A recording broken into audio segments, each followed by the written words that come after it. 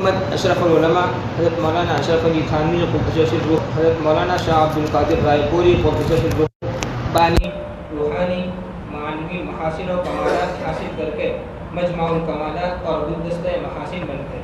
ذالک فضل اللہ یؤتیہ من یشاء واللہ ذو الفضل العظیم۔ این سعادت بزور بازو نیست تانا بخشت خدای بخشید۔ علوم نقلیہ و عقلیہ، تفسیر و حدیث، فقہ و فتاوی، سیرت و تاریخ، رجال، ادب، نحو و صرف، منطق و فلسفہ، متون و شروح، حواشی و تعلیقات، ریاضی حکمی درس، ہر ایک فن میں آپ کو کامل دستگاہ اور وسعت مطالعہ کے ساتھ وہ تعمق و تبحر حاصل تھا کہ ہر فن کے آپ امام معلوم ہوتے تھے، اور آپ کا خداداد حافظہ وہ استحضار کو بڑے بڑے اہل علم حضرات کو حیرت میں ڈال دیتا تھا۔ کسی بھی فن کا مسئلہ ہوتا، آپ اس سے متعلقہ کتاب کے صفحے پڑھتے چلے جاتے تھے، اور ہر مسئلے سے متعلق اپنی ایسی مضبوط اور پختہ رائے رکھتے تھے کہ معلوم ہوتا تھا کہ اس کے معنی و معانی پر پوری بصیرت حاصل ہے، اور بہت گہرائی کے ساتھ آپ نے اس کو حاصل کیا ہے، اور یہ آپ کا مخصوص فن ہے۔ آپ نے اپنی پوری زندگی اسی پر لگائی ہے۔ آپ کی مجلس مختلف علوم و فنون میں مہارت رکھنے والے پختہ کار علماء کا ایک بورڈ معلوم ہوتی تھی کہ ایک طرف کوئی مفسر اعظم جلوہ فکن ہے تو دوسری طرف کوئی محدث عصر جلوہ فرما، ایک طرف کوئی مفتی اعظم ہے تو ایک طرف سیرت و تاریخ اور رجال کا ماہر، ایک طرف کوئی شیخ الادب ہے تو ایک طرف امام نحو و صرف مسند نشید، ایک طرف منطق و فلسفے کا امام ہے تو دوسری طرف شیخ طریقت زاہد وقت بولیا نشید۔ آپ کی مجلس کیا ہے؟ گویا علوم و فنون کا موجے مارتا ایک سمندر ہے جو علوم و فنون کے موتی اپنے ساحل پر بکھیر رہا ہے، اور لوگ سمیٹ کر دامن بھر کر لے جا رہے ہیں۔ حاضرین مجلس میں جو صاحب جس فن سے متعلق سوال کر رہا ہے اس کے مطابق علماء کا یہ بورڈ ان کو جواب دے رہا ہے اور علوم کے جواہر لٹا رہا ہے، اور یہ پورا بورڈ حق تعالی شانہ نے ایک شخص اور ذات واحد حضرت فقیہ الامت قدس سرہ میں جمع کر دیا ہے۔ لیس علی اللہ بمستنکر ان یجمع العالم فی الواحد۔ ایک صاحب ذوق اور صاحب دل عالم دین مولانا مفتی رضا الحق زید مصدوم شیخ الحدیث دارالعلوم زکریا نے جب آپ کی مجلس کی ایک کیفیت دیکھی تو بھڑک اٹھے، اور ان کے قلم نے مندرجہ اشعار کی شکل میں ان کی قلبی کیفیت اور تاثیر کی ترجمانی کر ڈالی۔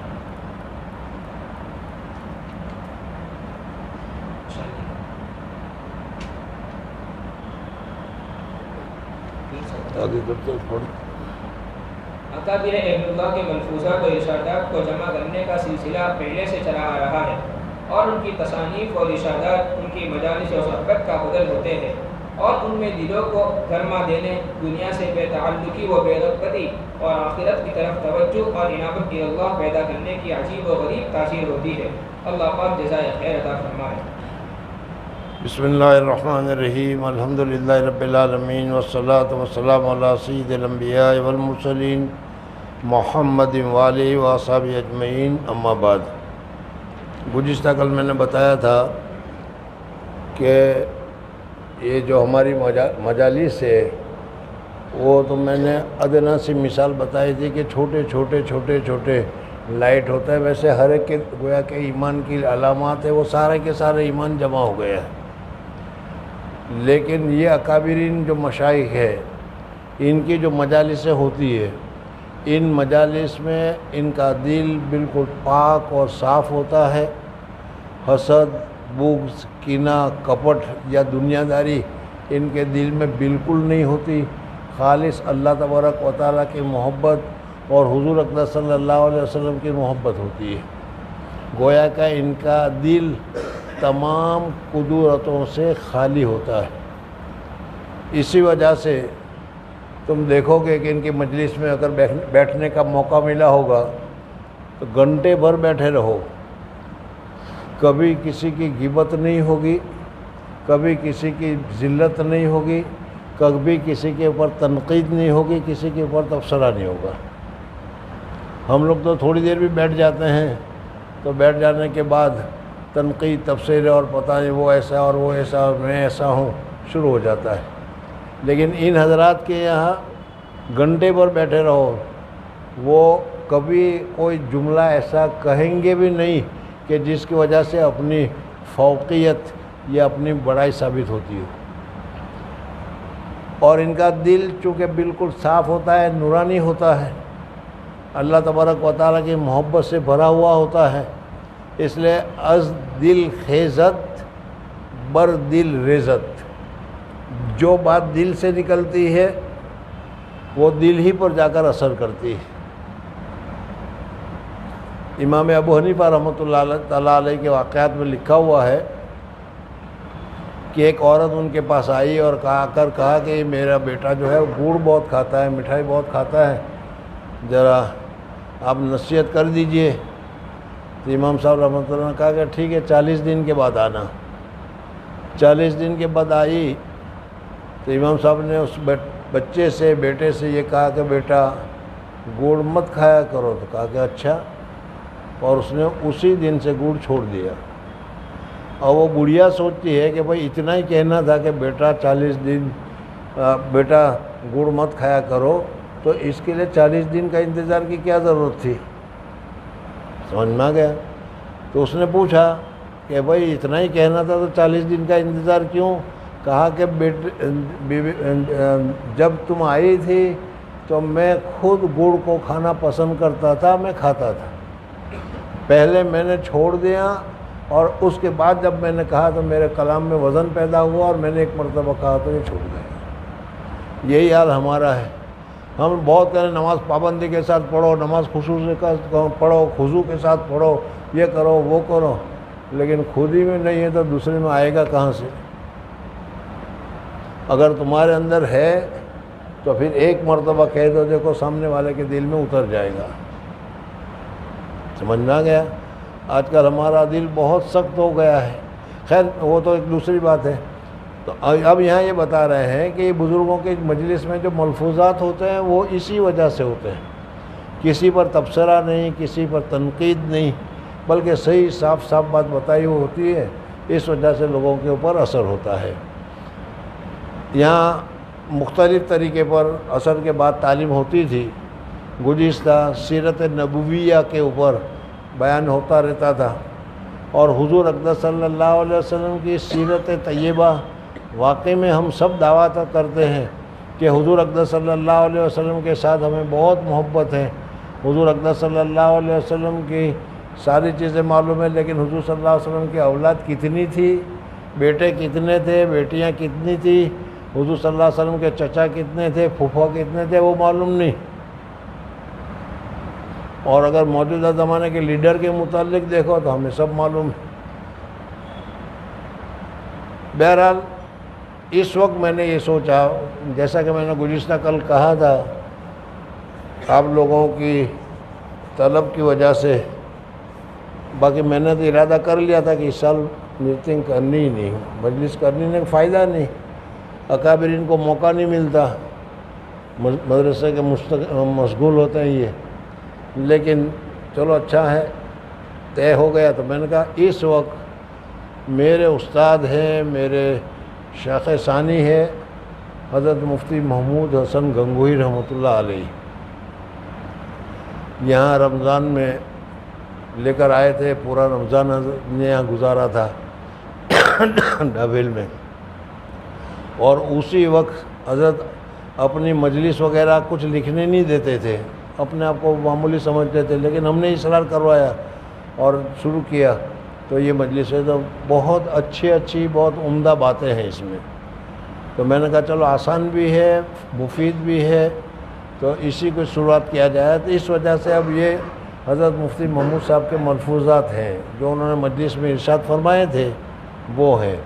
اور وہ میں نے کہا کہ پڑھے بھی جائیں گے، اور جہاں سمجھانے کی ضرورت ہوگی وہ خود سمجھا بھی دیں گے تاکہ اچھی طریقے سے سمجھ میں آ جائے. لیکن وہ ملفوظات آنے سے پہلے مفتی صاحب کون تھے، کیسے تھے، کیا تھے، علمی استعداد کتنی تھی، تقویٰ کتنا تھا، طہارت کتنی تھی، اکابرین میں ان کا درجہ کیا تھا، وہ سارا کا سارا حضرات کے سامنے 2 دن میں گزرا ہے. آگے کیا ہے چلو. محترم حضرت مولانا مسعود احمد صاحب جی نوردہم، حضرت مولانا رحمت اللہ صاحب جی نوردہم، حضرت مولانا نور اللہ جی نوردہم اور مولانا سلمان صاحب جی نوردہم، محترم مولانا مفتی عبدالقیوم کاٹیا واڑی نے سید مدہوم کو یہ حضرات تقی الامت حضرت اقدس مفتی صاحب کو جیسے دعوں کے ارشادات عالیہ کو وقتاً فوقتاً جمع فرما کر محفوظ فرماتے رہے۔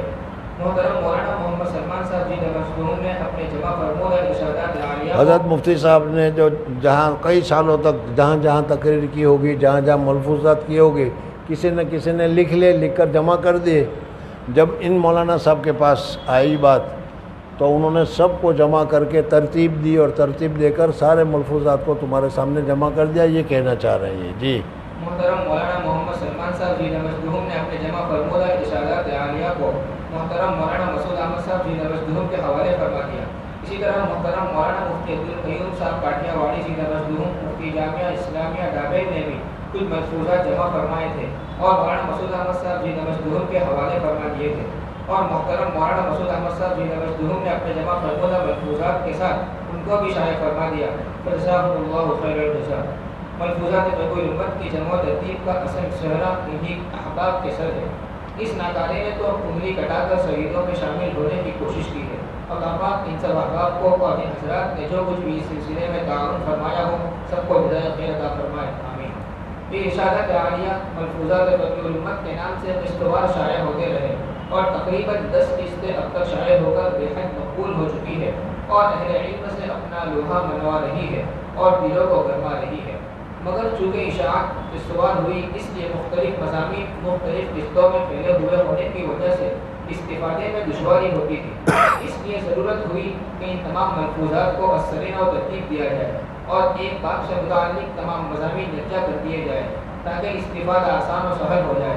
اس ضرورت کے تحت ترتیب جدید کی طرف توجہ دی گئی، جس میں مندرجہ ذیل باتوں کا لحاظ رکھا گیا۔ ایک باب سے متعلق تمام مضامین یکجا کر دیے گئے۔ کوئی ملفوظ جس باب میں تھا اس کو دوسرے باب سے زیادہ مناسبت تھی تو اس کو اس دوسرے باب میں رکھ دیا گیا۔ کوئی ملفوظ وضاحت طلب تھا، اس کی وضاحت کر دی گئی۔ جن آیات و احادیث یا عربی و فارسی عبارات کا ترجمہ نہیں تھا ان کا ترجمہ کر دیا گیا۔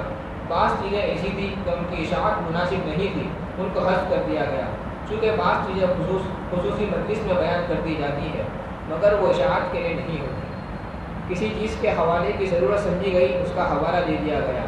پہلے حواشی کو برقرار رکھا گیا، البتہ اتنی تنویع کی گئی کہ مثلا کسی آیت یا حدیث کا ترجمہ حاشیے میں تھا، اس کو آیت اور حدیث کے ساتھ ذکر کر دیا، اس لیے کہ اس میں قاری کو زیادہ سہولت ہے۔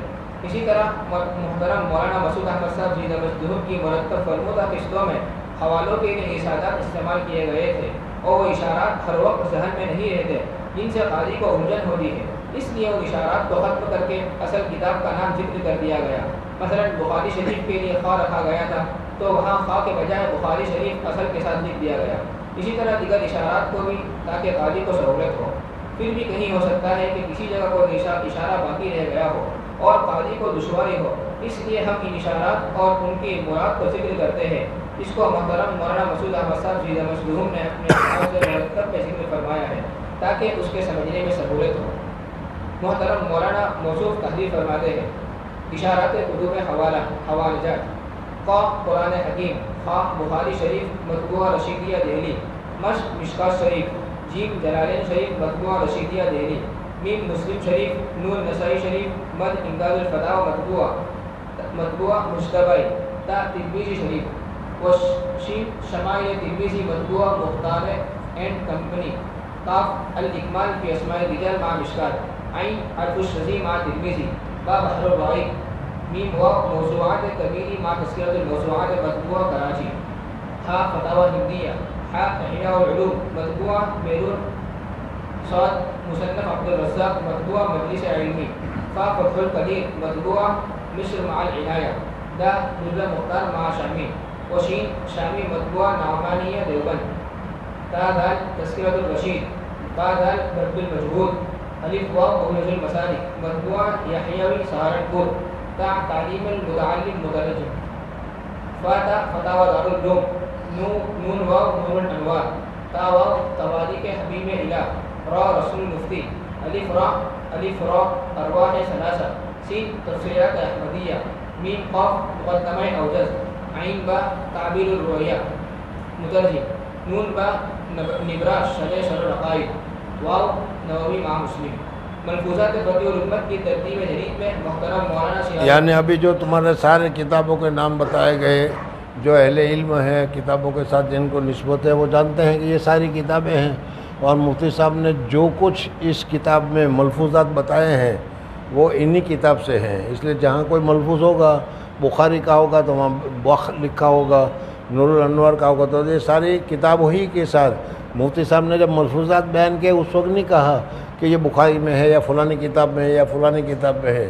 لیکن بعد والوں نے اس کو تلاش کیا کہ فلانی کتاب میں اس وجہ سے وہاں لکھا تھا، اس کی جگہ پر یہ کیا، وہ تفصیل بتائی تمہیں۔ جی ملفوظات فقہ الامت کی ترتیب جدید میں محترم مولانا شہاب الدین صاحب میرٹھی استاد جامعہ ہزار نے کافی مدد فرمائی۔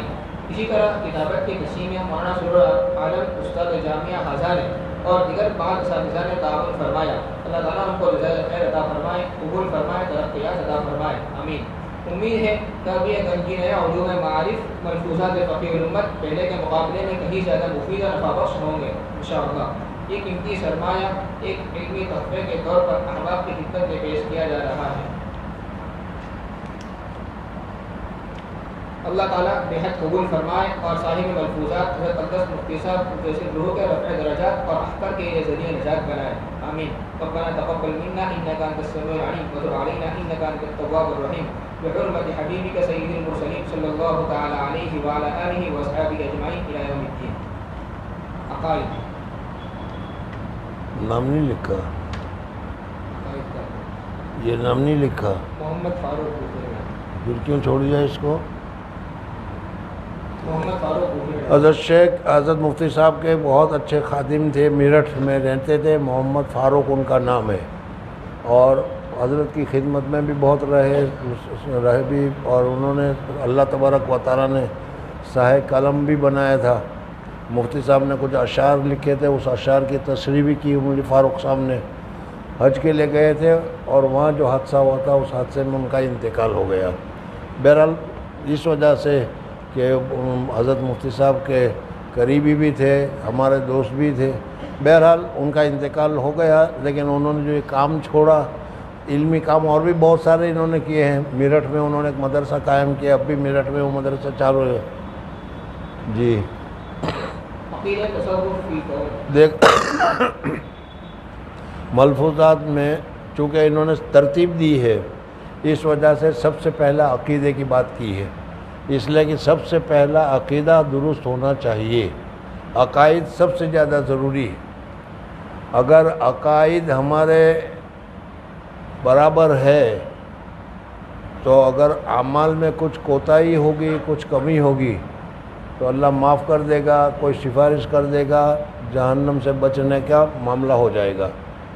لیکن اگر عقائد ہی میں گڑبڑ ہے، سمجھ میں آیا، تو پھر چھوٹنا بہت مشکل ہے۔ اس لیے سب سے پہلے عقیدے اپنے ہمارے لیے بھی سب سے پہلے ہمیں عقیدوں کا خیال رکھنا چاہیے۔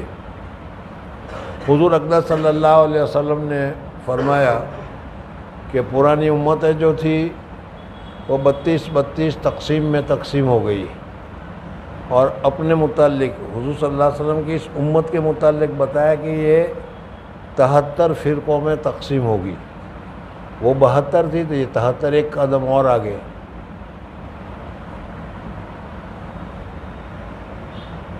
صحابہ کرام رضوان اللہ تعالیٰ علیہ مجمعین نے پوچھا کہ یا رسول اللہ صلی اللہ علیہ وسلم 73 جماعت ہو جائے گی، 73 فرقے ہو جائیں گے، تو اس میں فرقہ ناجیہ نجات پانے والا فرقہ کون سا ہوگا؟ تو حضور اقدس صلی اللہ علیہ وسلم نے جو معیار بتایا ہے وہ معیار مکمل ہے۔ حضور صلی اللہ علیہ وسلم فرمایا کہ ما انا علیہ و اصحابی، جس طریقے عقیدے کے اوپر میں ہوں، ما انا علیہ و اصحابی، اور میرے صحابہ کرام رضوان اللہ تعالیٰ علیہ مجمعین کے جو عقیدے ہیں وہ عقیدے بالکل صحیح ہے، یہ فرقے والے کبھی گمراہ نہیں ہوں گے۔ چنانچہ حضور اقدس صلی اللہ علیہ وسلم کی پیشین گوئی کے مطابق حضور صلی اللہ علیہ وسلم کے زمانے کے ختم ہوتے ہی معتزلہ اور اسی طریقے سے دوسرے فرقے پیدا ہونے شروع ہو گئے، 72 فرقے ہو گئے اور اب بھی چلتے چلے جا رہے ہیں. کئی جماعت اسلامی ہوتا ہے, کبھی بریلوی ہوتا ہے, کبھی کچھ ہوتا ہے, کبھی کچھ ہوتا ہے. سمجھ میں آ گیا. اور ہر آدمی یہ کہتا ہے کہ ہم بالکل صحیح ہیں, ہم صحیح ہیں. حضرت مولانا سید سلیمان ندوی نور اللہ مرکزہ, حضرت تھانوی کے خلیفہ تھے, سیرت النبی کے مصنف بھی تھے. ان کے پوتے ساؤتھ افریقہ میں رہتے ہیں. وہ ایک مرتبہ براڈفورڈ تشریف لائے. وہاں ایک ڈاکٹر تھا پاکستانی, اس نے ان کو بلایا تھا, اور وہ پاکستانی ڈاکٹر میرا بھی فیملی ڈاکٹر تھا. اس وجہ سے اس ڈاکٹر نے مجھے بلا لیا کہ بھئی یہ ہمارے یہاں عالم آدمی آئے ہیں, تم عالم ہو, یہ عالم ہے, عالم کو سمجھتا ہے, تو تم اس کے ساتھ رہو. میں نے کہا ٹھیک ہے. پھر ان کے بعد براڈفورڈ کو دکھلانا تھا, براڈفورڈ کیا ہے, کیسا ہے, کس طرح ہے. تو چونکہ وہ بھی دینی آدمی ساؤتھ افریقہ میں دین کا کام کرتے ہیں, تو دینی چیزیں بتلائی, مدرسے بتلائے, مسجدیں بتلائی. سارے فرقے والے تو سب جمع ہی ہیں, اور پاکستان میں تو اور زیادہ. ہمارے میں بھی ہے لیکن وہاں بھی اور زیادہ ہے. تو میں نے بتایا یہ اہل حدیث والوں کی مسجد ہے, یہ ڈنگری شریف والوں کی مسجد ہے, یہ پیر معروف کی مسجد ہے, یہ تبلیغی جماعت والوں کی مسجد ہے, یہ اہل حدیث کی مجلس ہے. مسجدیں بتائیے. انہوں عالم ہے, بڑے زبردست آدمی ہیں. انہوں نے مجھے پوچھا کہ مفتی صاحب میں ایک سوال پوچھوں. میں نے کہا پوچھیے. کہا کہ اگر اس وقت, دیکھنا کہ کیسا سوال کیا انہوں نے, اگر اس وقت حضور اقدس صلی اللہ علیہ وسلم تشریف لے آئیں تو کون سی مسجد میں جائیں گے؟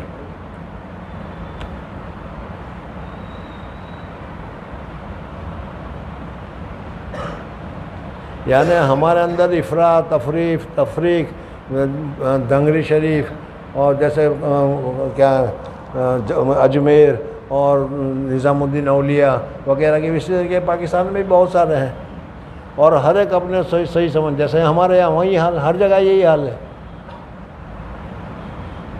تو اس وقت میں نے کہا کہ حضور اقدس صلی اللہ علیہ وسلم تو یہی دیکھیں گے کہ ما انا و علیہ اصحابی کے ماننے والے کون ہیں. اسی لیے فتاوی میں آتا کہ یہ بدعت ہے بدعت ہے. میں نے کہا یہ مت لکھو, بلکہ یہ لکھو کہ یہ بات نہ حضور صلی اللہ علیہ وسلم کے زمانے میں تھی, نہ صحابہ کے زمانے میں تھی. اگر تم ایسا لکھو گے کہ یہ بدعت ہے تو بدعت ہی کہیں گے کہ دیوبندی تو ہر چیز بدعت بدلاتے ہیں, وہ تمہارے متوجہ نہیں کریں گے. اور اگر یہ کہو کہ حضور صلی اللہ علیہ وسلم کے زمانے میں نہیں, تو وہ پوچھے گا اپنے ماننے والے سے کہ حضور صلی اللہ علیہ وسلم کے زمانے میں 27 رجب مناتے تھے کہ نہیں, 12 ربیع الاول مناتے تھے کہ نہیں. تو وہ کیا کہے گا, بھائی نہیں مناتے تو پھر ہم کیوں مناتے ہیں. تو یہ ساری چیزیں ہیں. بہرحال اس وقت مجھے دوسری بات نہیں بتانا, یہ بتانا کہ سب سے پہلے ہم نے اپنے عقیدے کو درست کرنا ہے. عقیدے بھی عجیب قسم کے بہت سارے. حضرت عیسیٰ علیہ السلام کو ان کے ماننے والوں نے محبت میں آ کر ان کو ابن اللہ بنا دیا, اللہ کا بیٹا. ہمارے اکابرین, ہمارے کیا ہیں لوگوں نے, اکابرین تو نہیں کہتا, لوگ ہی کہتا ہوں, ہمارے لوگوں نے حضور اقدس صلی اللہ علیہ وسلم کے ساتھ محبت ہے, محبت ضروری, لیکن اس محبت میں اتنا بڑھ کے کہنا شروع کر دیا احمد اور احد, اس میں صرف ایک میم کا فرق ہے. احد اللہ تعالیٰ. بدعتی حضرات جو ہیں بڑی محبت کرتے ہیں حضور صلی اللہ علیہ وسلم سے, اور اسی میں کہتے ہیں کہ اللہ تبارک و تعالیٰ کے پاس جتنا علم ہے غیب کا حضور صلی اللہ علیہ وسلم کے پاس بھی. پھر وہ شرک ہوا کہ نہیں, شرک ہوا کہ نہیں. اللہ کا علم میں غیب کی باتوں میں حضور صلی اللہ علیہ وسلم، یہ سارے مسائل ابھی اچھا نہیں لگتا مجھے، سمجھ میں آئے نہیں، لیکن میں بتا رہا ہوں کہ دیکھو یہ چیزیں ہوتی ہیں۔ حضور صلی اللہ علیہ وسلم سب سے اونچے ہیں بعد از خدا بزرگ، تو یہ قصہ مختصر، لیکن پھر بھی حضور صلی اللہ علیہ وسلم اللہ نہیں ہے۔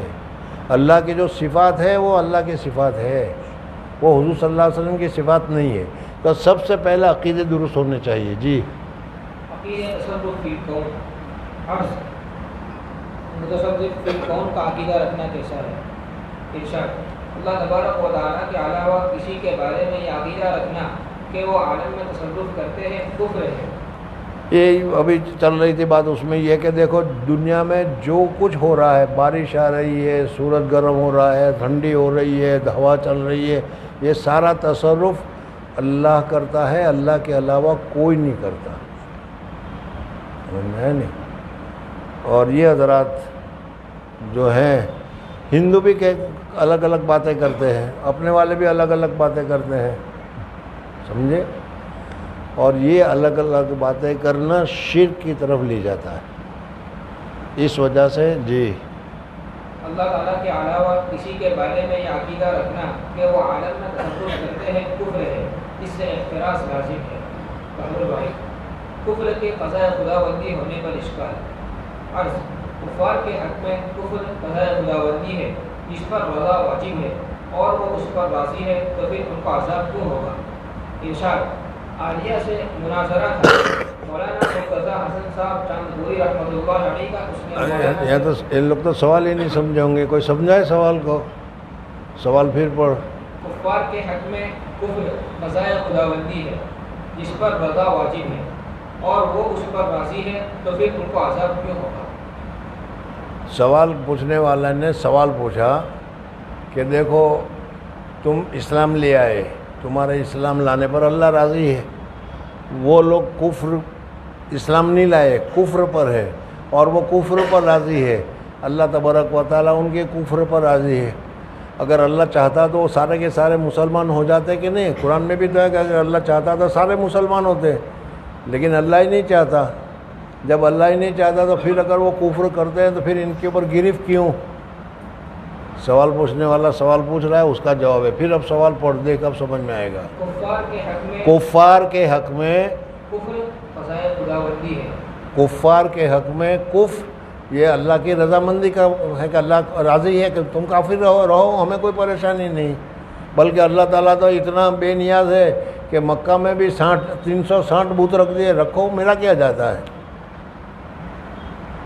جی کفار کے حق میں کفر قضاء خداوندی ہے جس پر رضا واجب ہے اور وہ اس پر راضی ہے، تو پھر ان کو عذاب کیوں ہوگا؟ اور اللہ جل راضی ہے کہ یہ لوگ کافر رہیں، اللہ چاہے تو سارے مسلمان ہو سکتے ہیں، لیکن اللہ ہی نہیں چاہتا تو پھر کافروں کو سزا کیوں؟ یہ کسی نے سوال کیا۔ جی ارشاد، عالیہ سے مناظرہ تھا، مولانا مرتضیٰ حسن صاحب چاندپوری رحمۃ اللہ علیہ، حضرت اقدس مفتی محمود صاحب رحمۃ اللہ تعالیٰ علیہ کو اللہ تبارک و تعالیٰ نے جہاں اور بہت سارے کمال دیے تھے، مناظرہ میں بھی بہت بڑا کمال دیا تھا مفتی محمود صاحب کو۔ مناظرہ ہوتا تھا، مناظرہ جانتے ہو ابھی تو سب بیکار ہو گیا، مناظرہ نہیں، سب گالی گلوچ رہ گیا، لیکن مناظرہ ہوتا تھا تو اس میں حضرت مفتی صاحب ایسے ایسے واقعات بیان کیے ہیں ہمارے سامنے کہ فلاں مناظرے میں یوں ہوا، فلاں مناظرے میں ہی ہوا۔ بہرحال اس میں آریہ سماج لوگ نے بہت اعتراض کیے ہیں۔ دیانند سرسوتی کا نام آپ حضرات نے سنا ہوگا، ہمارے بچوں نے تو نہیں سنا، یہ بڈھے لوگ ہاں یوں سر ہلا رہے ہیں۔ دیانند سرسوتی ہندوؤں کا بہت بڑا عالم گزرا ہے، دیانند سرسوتی۔ سرسوتی علم کی دیوی کو کہتے ہیں، سرسوتی، یہ بھی نہیں معلوم، چلا جانے دو۔ تو وہ علم کا بڑا ماہر تھا۔ حضرت نانوتی رحمۃ اللہ تعالیٰ علیہ سے مناظرہ وغیرہ ہوا کرتا تھا، اور اسی روڑکی کا مناظرہ ہوا تھا حضرت نانوتی رحمۃ اللہ تعالیٰ علیہ سے، بڑے لمبے چوڑے قصے ہیں اس حضرت نانوتی رحمۃ اللہ تعالیٰ علیہ بہت بڑے علم والے، لیکن اتنے سادے، اتنے سیدھے کہ کسی کو پتہ ہی نہ چلے کہ اتنا بڑا عالم ہوگا یہ۔ یہاں تو دیکھ لو، ابھی دورے میں ہے، ابھی مشکات میں ہے تو اسٹری ٹائٹ ہو جاتے ہیں، سمجھ میں آئے نہیں؟ حضرت مولانا نانوتوی رحمۃ اللہ علیہ بانی دارالعلوم کی بات کر، ایک ہی جوڑ کپڑا ہوتا تھا، ایک لنگی، ایک کرتا اور ایک ٹوپی یا ماما۔ جمعہ کے دن ندی پر جاتے تھے، غسل کرتے تھے، اس کپڑے کو دھو کر سکھانے ڈالتے تھے، غسل کرتے ہوئے کپڑے سوکھ جاتے تھے، وہی پہن کر آ جاتے تھے۔ فرماتے تھے کہ اللہ تعالیٰ نے علم دے دیا ہے، اس لیے ذرا اس کا احترام کرنا پڑتا ہے۔ اگر یہ نہیں ہوتا تو کسی کو پتہ بھی نہیں چلتا کہ قاسم کون تھا، یعنی اتنا مٹا دیتا میں یوں۔ بزرگوں ہمارے تو یہ ہے، اکابرین ہے یہ، اور بڑا تعجب ہوتا ہے، میں تبصرہ نہیں کرتا کسی کو، لیکن تعجب ہوتا ہے کہ اب ہمارے یہاں اس زمانے میں صرف حضرت مولانا قاسم نانوتوی رحمۃ اللہ تعالیٰ علیہ کو صرف مولوی قاسم لکھا جاتا تھا، دوسرے کے لیے مولوی لکھا نہیں جاتا تھا، صرف مولانا قاسم نانوتوی کے لیے مولوی قاسم لکھا جاتا تھا۔ اور آج تو مشکات میں ہو تو وہی سے مولانا علامہ اور شیخ اور پتہ نہیں کیا کیا چیز، اب تو مولوی بھی کم ہو گیا، تب شیخ ہو گئے۔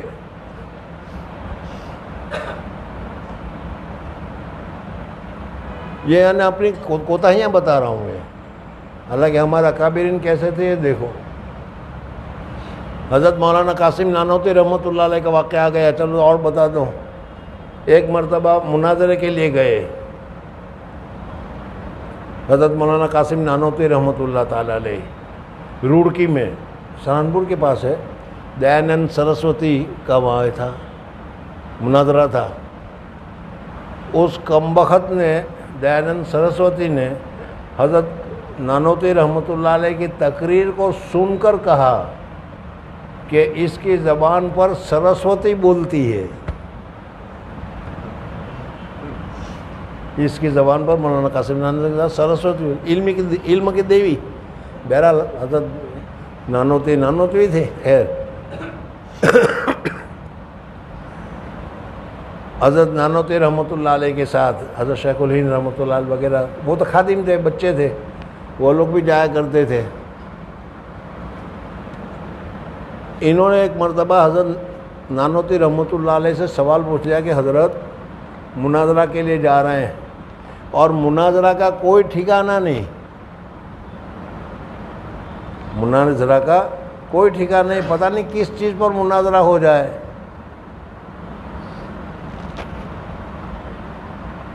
اگر کھانے پر ہی مناظرہ ہو گیا تو کیا ہوگا؟ آپ تو 1.5 چپاتی کھاتے ہیں، آپ کو، میں آپ کو نہیں کہہ رہا میں،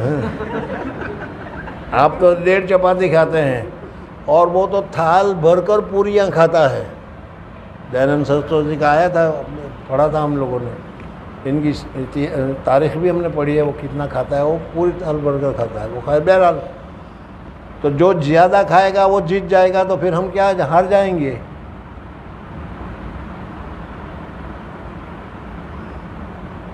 قربان جائیے حضرت نانوتوی رحمۃ اللہ علیہ کے جواب پر۔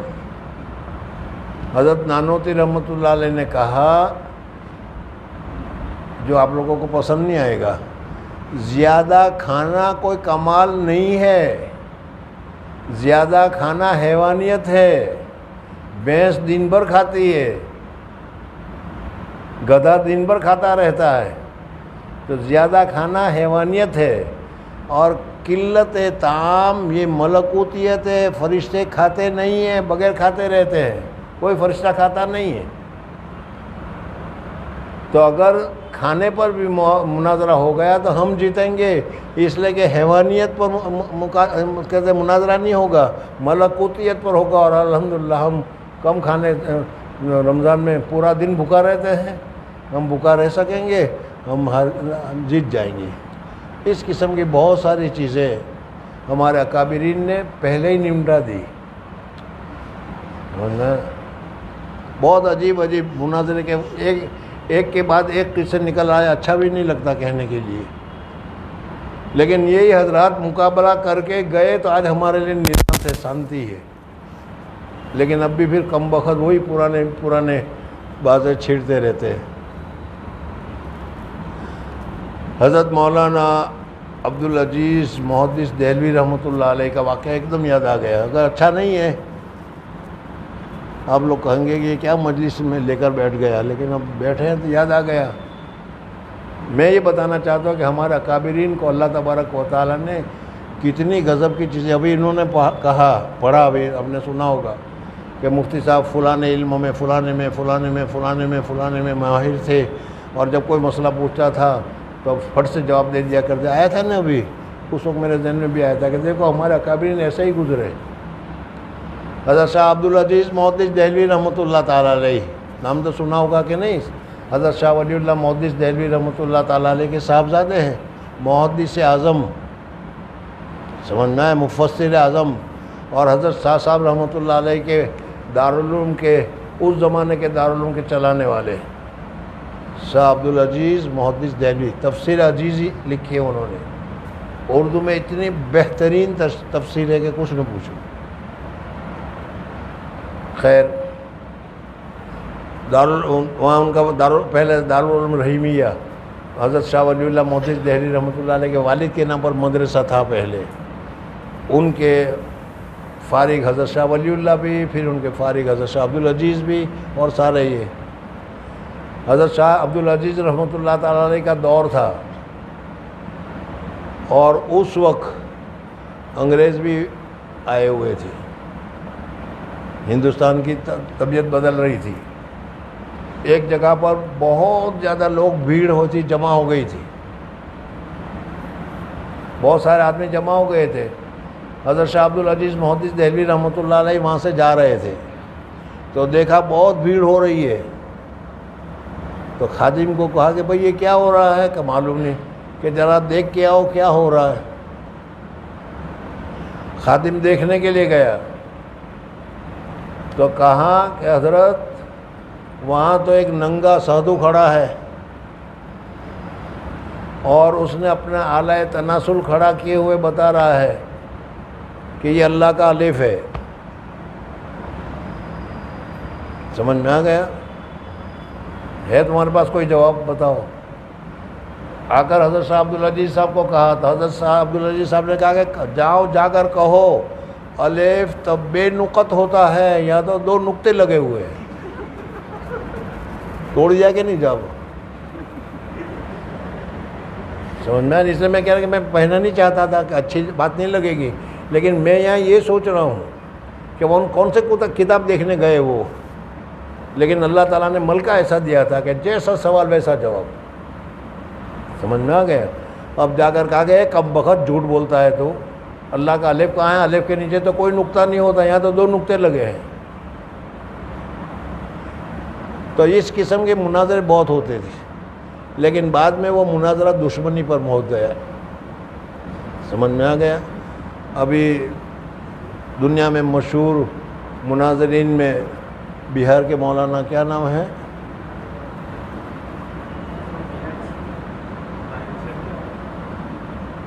میں دیکھوں اپنے طلبہ کو کہتے ہیں، معلوم ہے کہ نہیں؟ یہاں پر بھی آئے ہوئے تھے، سورت میں بھی ہوا تھا مولانا طاہر صاحب، اور پھر لڑائی بھی ہوئی تھی، بہت کچھ ہوا تھا، سمجھ میں نہیں، لیکن جہاں مناظرہ ہوا وہاں لڑائی شروع ہو جاتی ہے۔ بہرحال یہ تو ہمارے اکابرین نے وہ سارا کر لیا، صاف کر لیا، اس لیے وہ کوئی خراش باقی نہیں رہی جی۔ تو آریہ سماج، اس نے دیانند سرسوتی جس کا نام چلا تھا، اس نے کتاب لکھی ہے، اور اس میں پہلے ہی لکھا ہے کہ قرآن پاک میں 17 غلطیاں ہیں. اگر اللہ کا کلام ہے تو اللہ اپنے کے لیے نہیں کہتا الحمدللہ رب العالمین. نعوذ باللہ تعالیٰ من ذالک. غلط سوالات غلط ہے، لیکن اس نے اعتراض کیے ہیں قرآن کے اوپر بھی. ہمارا کابرین نے جواب دیے ہے. بہرحال آریہ سمجھ والوں نے کیا ہے چل اس میں آریہ سے مناظرہ تھا. مولانا مرتضی حسن صاحب چاندپوری رحمۃ اللہ علیہ کا. اس نے مولانا سے پوچھا کہ فعل الحکیم لا یخلو عن الحکمت، یعنی کسی حکیم کا کام حکمت سے خالی نہیں ہوتا. سمجھدار آدمی جو کام کرتا ہے وہ سمجھ کر کرتا ہے. جو کام کیا اس میں کوئی نہ کوئی وجہ ہوتی ہے. فعل الحکیم لا یخلو عن الحکمہ. برابر کیا برابر؟ آپ کو تسلیم ہے یا نہیں؟ آپ کو تسلیم ہے کہ نہیں کہ بھائی فعل الحکیم لا یخلو عن الحکمہ؟ جی. فرمایا مجھے تسلیم نہیں. مناظرے میں حضرت علامہ انور شاہ کشمیری رحمۃ اللہ علیہ بھی تھے. انہوں نے مولانا سے فرمایا آپ نے فعل الحکیم والے جملے کا کیسے انکار کر دیا؟ اس پر مولانا نے کہا کہ اگر میں اس کو تسلیم کر لیتا تو وہ آریہ کہتا کہ ہمارا کفر بھی اس کا فعل ہے جو حکمت سے خالی نہیں. اس وجہ سے ہمیں کوئی گناہ نہیں ہونا چاہیے، اس لیے میں نے انکار کر دیا. جی. میں اس کا کہاں جواب دیتا پھرتا؟ اور یہ قرآن کی آیت تو ہے نہیں جس کے انکار کرنے سے ایمان سے خارج ہو جائے. شیطان کو قبر میں مداخلت کی قدرت نہیں. عرض کیا شیطان کو قبر میں بھی شرارت کرنے کی قدرت ہے؟ ارشاد اس کو قبر میں جا کر ایمان خراب کرنے کی قدرت نہیں، البتہ دفن سے پہلے ضرور شرارت کرنے پر قدرت ہے. مردے کے بدن میں گھس جاتا ہے، اسی واسطے حدیث شریف میں میت کو تنہا چھوڑنے سے منع کیا گیا ہے. مسئلہ تقدیر. ہاپور ایک جگہ کا نام ہے میرٹھ کے پاس.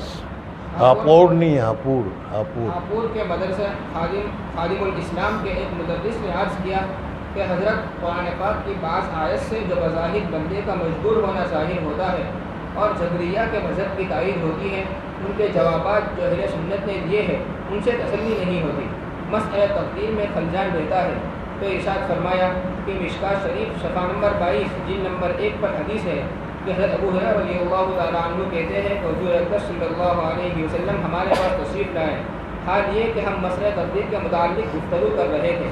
آپ صلی اللہ علیہ وسلم نے سنا تو غضبناک ہو گئے، حتیٰ کہ آپ صلی اللہ علیہ وسلم کا چہرہ انور سرخ ہو گیا اور فرمایا کہ کیا تم کو اسی کا حکم دیا گیا ہے یا مجھ کو یہی دے کر بھیجا گیا ہے؟ تم سے پہلے لوگ اسی وقت ہلاک ہوئے جبکہ انہوں نے مسئلہ تقدیر میں نزاع کیا. میں تم کو حکم دیتا ہوں کہ مسئلہ تقدیر میں نزاع نہ کرو. اس کے بعد فرمایا حضرت قدس روح نے کہ دنیا کمینی فانی ہے، اس کی ہر شے فانی ہے، اس کے فنا کے واسطے وقت مقرر ہے، ہر شے کے کارآمد ہونے کے لیے حد مقرر ہے. اسی حد تک وہ مفید ہے، اس سے آگے مفید نہیں. مثلا طاقت ہے، آپ سے کہا کہ 2 من کا پتھر اٹھاؤ تو آپ جواب دیتے ہیں کہ طاقت نہیں. یا 200 گز کے فاصلے سے دیوار پر لکھا ہوا آپ سے پڑھنے کے لیے کہا جائے تو آپ جواب دیتے ہیں کہ پڑھا نہیں جاتا، اتنی بینائی نہیں. اسی طرح آپ سے کہا جائے کہ فلاں بیش قیمت سامان خرید دیجیے تو آپ کہتے ہیں کہ میں جیب اجازت نہیں دیتی، پیسے میں گنجائش نہیں. غرض طاقت، بینائی، پیسہ تینوں کے لیے ایسا مقام آتا ہے جہاں یہ جواب دے دیتی ہے اور آپ کم طاقتی، بینائی کی کمزوری اور کم مائگی کا اعتراف کر لیتے ہیں. ان جملہ ان اشیاء کے ہے، اس کے لیے بھی ایسا مقام آنا ضروری ہے جہاں یہ جواب دے دے. کچھ چیزیں ایسی ہونی ضروری ہے جن کے ادراک سے یہ عاجز ہو کر ان کے سامنے صفر ڈال دیں. مسئلہ تقدیر کو آپ اسی قبیل سے سمجھیے کہ عقل کی کچھ تک رسائی نہیں، اس لیے اس کو عقل سے سمجھنے کی ضرورت نہیں، نہ عقل سے اس کو سمجھا جا سکتا ہے. بلا سمجھے ہی اس پر ایمان لانا ضروری ہے. آخر آپ سب چیزوں کے قصور کا اعتراف کر لیتے ہیں، قصور عقل کا اعتراف کیوں نہیں کر لیتے؟ انسان افضل ہے یا فرشتہ؟ عرض انسان کا مرتبہ زیادہ ہے یا فرشتوں کا؟ ارشاد بعض انسانوں کا مرتبہ تمام فرشتوں سے زیادہ ہے، جیسا نبی علیہ السلام خصوصاً حضور اکرم صلی اللہ علیہ وسلم کا مرتبہ سب سے زیادہ ہے. اور بعض انسان وہ ہے کہ بعض فرشتے ان سے زیادہ مرتبہ رکھتے ہیں. جیسے عام انسان کے خاص فرشتے مثلا وحی لانے والے ان سے افضل ہے اور عام انسان زیادہ مرتبہ رکھتے ہیں عام فرشتوں سے. ورسول البشر أفضل من رسل الملائكة ورسول الملائكة أفضل من عامة البشر وعامة البشر أفضل من عامة الملائكة. مسئلہ حیات النبی کی ابتدا. عرض مسئلہ حیات النبی کا وجود کب سے ہے؟ ارشاد جب سے نبی زندہ ہے اسی وقت سے یہ مسئلہ موجود ہے. عرض آج کل حیاتی مماتی فرقے بنے ہوئے ہیں. ارشاد اگر حضور اکرم صلی اللہ علیہ اصل مسئلہ بتا دوں. حضور اقدس صلی اللہ علیہ وسلم قبر مبارک میں آج بھی زندہ ہے کہ نہیں؟ حضور صلی اللہ علیہ وسلم کا انتقال ہوا، میرا تمہارا انتقال ہوتا ہے، وہ کیفیت حضور صلی اللہ علیہ وسلم کی بھی وہی کیفیت تھی یا کچھ اور فرق ہے؟ یہ مسئلہ چل رہا ہے، سمجھ میں نہیں. ہمارا صحیح عقیدہ یہ ہے کہ حضور اقدس صلی اللہ علیہ وسلم حیات میں جس طریقے سے صحیح سالم تندرست تھے، کھاتے پیتے تھے، اللہ تبارک و تعالیٰ نے موت کے بعد بھی وہی حالت رکھی، اس میں کوئی فرق نہیں. قبر مبارک میں آج بھی حضور اقدس صلی اللہ علیہ وسلم زندہ تابندہ ہے. سمجھنا. پاکستان میں کئی سال پہلے ایک مسئلہ چل پڑا کہ بعض لوگ کہنے لگے کہ حضور صلی اللہ علیہ وسلم بھی دوسروں کی طرح مردہ ہیں، وفات پا چکے. سمجھنا ہے. اور بڑا جھگڑا چلا، اتنا جھگڑا چلا کہ کچھ نہ پوچھو. دارالعلوم دیوبند سے حضرت قاری طیب صاحب اس وقت پاکستان گئے تھے، اس وقت ہم دارالعلوم دیوبند میں پڑھ رہے تھے، اور وہاں یہ مسئلہ چلا. اور پھر قاری طیب صاحب نے وہاں تقریر کی اور فیصلہ کیا، اور فیصلہ کر کے یہ طے کیا کہ ہمارا عقیدہ یہ ہے کہ حضور اقدس صلی اللہ علیہ وسلم زندگی میں جس طریقے سے حیات تھے، اس پس پردہ میں بھی حضور صلی اللہ علیہ وسلم اسی طرح حیات ہے. اس وجہ سے ہم لوگوں کا لقب ہو گیا حیاتی. سمجھے. اور جو حضور صلی اللہ علیہ وسلم کو انتقال کے مالک ہے وہ بھی مولانا صاحبہ نے، نام نہیں لیتا میں، سمجھ میں، ان کا لقب پڑ گیا مماتی. تو وہاں پاکستان میں جاؤ گے تو یہی چلے گا، حیاتی ہے یا مماتی. چل آج کل حیاتی مماتی فرقے بنے ہوئے ہیں. ارشاد اگر حضور اکرم صلی اللہ علیہ وسلم نے خود ہی فرمایا ہو انا حی فی قبری، جیسا کہ حدیث میں ہے، تو کیا جواب دیں گے؟ حیات النبی سے متعلق حضرت مدنی رحمۃ اللہ علیہ کا واقعہ. ارشاد حضرت مولانا حسین احمد مدنی رحمۃ اللہ علیہ مسجد نبوی میں درس حدیث دے رہے تھے. دوران درس مسئلہ آ گیا حیات النبی کا. حضرت نے اس کو ثابت کرنا چاہا، طلباء نے اشکال کیا، پھر ثابت کیا، پھر اشکال. حضور اقدس صلی اللہ علیہ وسلم حیات ہے یا ممات ہے؟ انتقال ہو گیا. ہم کہتے ہیں کہ حضور صلی اللہ علیہ وسلم کا انتقال ہو گیا، لیکن انتقال کے بعد بھی حضور اقدس صلی اللہ علیہ وسلم حیات ہی کی طرح ہے، حیات ہی ہے. یہ ہمارا عقیدہ ہے. اب حضرت مدنی رحمۃ اللہ تعالیٰ علیہ نے دارالعلوم دیوبند میں پڑھانے سے پہلے، چونکہ مدینہ منورہ کے تھے، تو وہاں مدینہ منورہ میں بھی انہوں نے کئی سالوں تک درس دیا ہے حضرت مدنی نے. وہاں کے بہرحال عرب ہیں، تو وہ درس دیتے تھے. یہ مسئلہ آ گیا کہ حضور صلی اللہ علیہ وسلم حیات ہیں یا مماتی ہے. یہ جو مسئلہ بھی چل رہا ہے وہ پھر پڑھ اس کو. حضرت مولانا حسین احمد مدنی رحمۃ اللہ علیہ مسجد نبوی میں درس حدیث دے رہے تھے. دوران درس مسئلہ آ گیا حیات النبی کا. حضرت نے اس کو ثابت کرنا چاہا، طلباء نے اشکال. حضرت نے حیات النبی، ہمارا عقیدہ ہے کہ حضور صلی اللہ علیہ وسلم جس طریقے سے اپنی حیات میں زندہ صحیح سالم تھے، اس طریقے سے کھاتے پیتے تھے، اس طریقے سے جنت کی نعمتیں دی جاتی ہے، سب کچھ. اب وہ تو طالب علم ہے، وہ ایک اشکال پر دوسرا، دوسرے پر تیسرا اشکال، تیسرے پر چوتھا اشکال. جی طلباء نے اشکال کیا، پھر ثابت کیا، پھر اشکال کیا، پھر ثابت کیا، پھر ایک دم داہنی طرف کو دیکھا. وہ طلباء ایسے ہی ہوتے ہیں کہ وہ چپ کے ہی نہیں رہتے. جہاں اشکال کا جواب دیا تو اس کے اوپر دوسرا اشکال، دوسرے کے اوپر تیسرا اشکال. اب وہ طلباء بھی اساتذہ کے لیول کے ہوتے ہیں. مسجد نبوی میں بیٹھ کر پڑھا رہے تھے، پڑھاتے پڑھاتے حضرت نے یوں ذرا چہرہ ہٹایا مزار مقدس کی طرف، اب پتہ نہیں سمجھ میں آئے گا کہ نہیں، مجھے نہیں سمجھ میں آتا. مزار مقدس کی طرف دیکھا اور کہا کہ یہ حضور صلی اللہ علیہ وسلم میں پوچھ لو نا. چل پھر ایک دم داہنی طرف کو دیکھا. طلباء نے بھی دیکھا تو وہاں روضہ اقدس صلی اللہ علیہ وسلم موجود نہیں ہے. جگہ صاف ہے اور حضور صلی اللہ علیہ وسلم بنفس نفیس تشریف فرمائے. اگر دلائل سے نہیں مانو گے تو اس طریقے سے مانو گے. مان لو، دیکھ لو کیا ہے دلیل. تو میں دیتا رہا ہوں، دلیل مانتے نہیں ہیں تم. یہ بڑے لوگوں کی باتیں ہیں، ذرا سنبھل کے. جی اس کے بعد ادھر سے نظر ہٹا کر پھر دیکھا تو اور ادھر سے نظر ہٹا دی تو پھر وہ روضہ اقدس موجود، وہی کہ جالی موجود، وہی سب کچھ موجود. اب تم کہے کیسے ہو گیا؟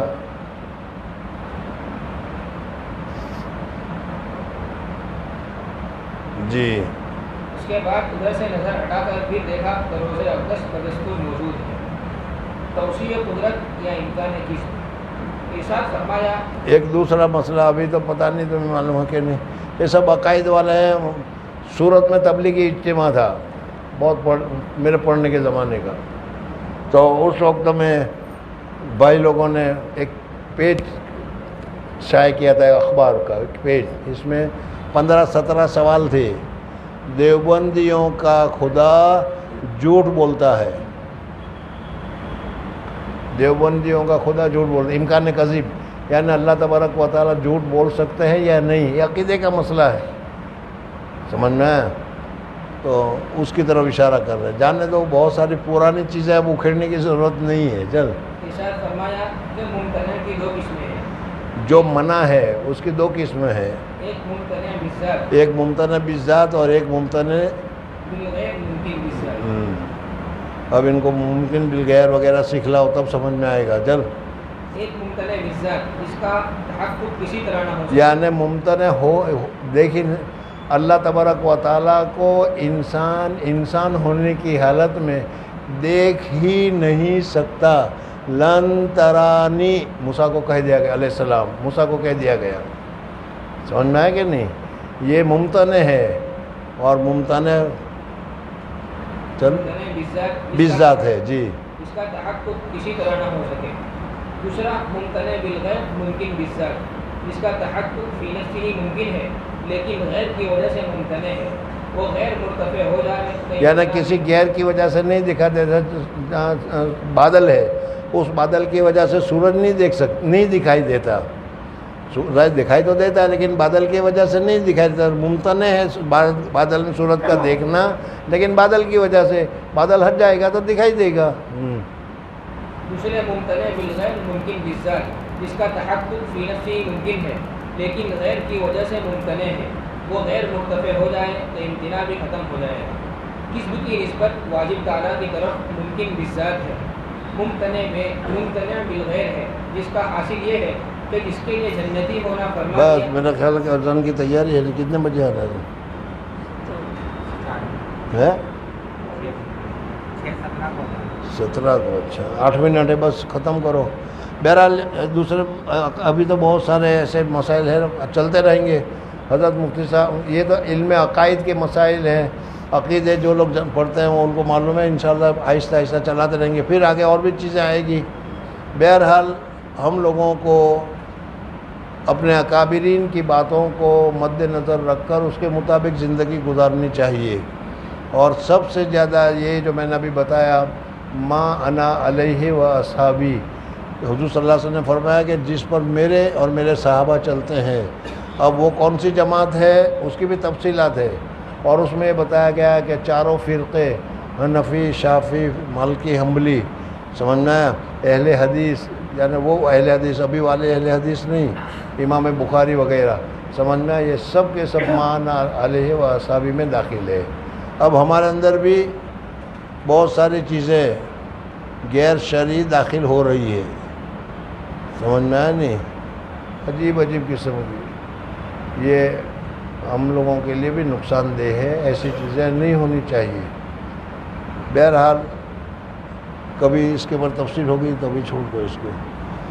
اللہ تبارک و تعالیٰ جو کچھ ہم نے پڑھا سنا اس کے اوپر عمل کرنے کی سعادت و توفیق نصیب فرمائے. اللہ تبارک و تعالیٰ سے دعا بھی کرتے رہو کہ فتنے کا زمانہ ہے، دجال کے قرب کا زمانہ ہے. کل پرسوں آئے گا یہ نہیں کہہ رہا میں، یعنی اب زیادہ 1000-1500 سال بھی دور نہیں ہے، اس سے کم ہے. سمجھ میں آنے؟ ہر چیز میں دجل و فریب ہے. دجل اور فریب جانتے ہو کہ نہیں؟ دھوکہ دہی اور دھوکہ دینا. ابا جان کو بیٹا اور بیٹے کو ابا جان دھوکہ دے دیتے ہیں، آج کل چل رہا ہے یا نہیں؟ نہیں جانے تو نہیں ہے تو میں مجھے زبردستی تھوڑی ہے. سمجھے؟ دجل فریب بہت ہے. کہیں پکڑنے لے جائیں گے 15 لاکھ ویسے ہی آ جائیں گے، گھبراؤ مت. سمجھے؟ تو یہ دجل و فریب ہے. اور دجال کے آنے سے پہلے دجل اور فریب ہوگا. جیسے سورج نکلنے سے پہلے صبح صادق کی روشنی ہوتی ہے، پھر سورج نکلتا ہے. تو اس طریقے سے دجل و فریب، ہر چیز میں دجل و فریب ہوگا. ایسے وقت میں اپنے ایمان کو محفوظ رکھنا بہت زیادہ لازم اور ضروری ہے. اپنے ایمان کو محفوظ رکھو اور اپنوں سے زیادہ اپنی اولاد کے ایمان کو محفوظ رکھنے کی فکر کرو. آج پہلے ہم پڑھتے تھے گڈیڑا نہ گڑپتی نہ گو، یعنی پہلے ہی سے گणپتی بٹھا رہے ہیں دماغ میں. سمجھ میں آیا؟ بہرحال اپنا ایمان مضبوط کرو، اپنے اولاد. یا الذین آمنوا قوا انفسکم واہلیکم نارا. بعد میں بھی دیکھنا. اللہ تعالیٰ مجھے بھی اور حضرت کو بھی عمل کرنے کی سعادت اور توفیق نصیب فرمائے. سبحان اللہ و بحمدہ، سبحانک اللہ.